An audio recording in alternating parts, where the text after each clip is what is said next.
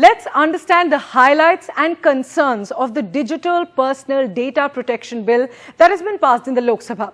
First, this bill will apply to the processing of digital personal data within and outside India under certain conditions as well. It says that data can only be processed only after an individual's consent. That's an important keyword. But this consent won't be needed in some cases, such as public interest purposes, national security, employment and provision of a service or benefit. All these exemptions available for the government. So government companies such as SBI and BSNL don't need your consent, while private platforms will need it, while the government has exemptions as mentioned above.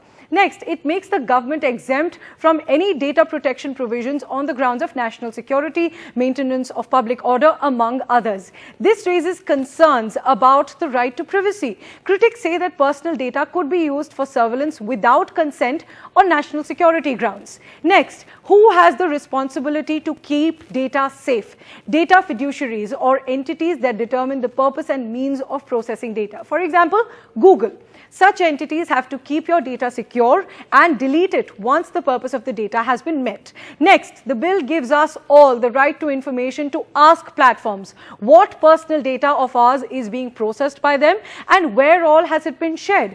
Additionally, you also get the right to correct or erase your data which is no longer necessary.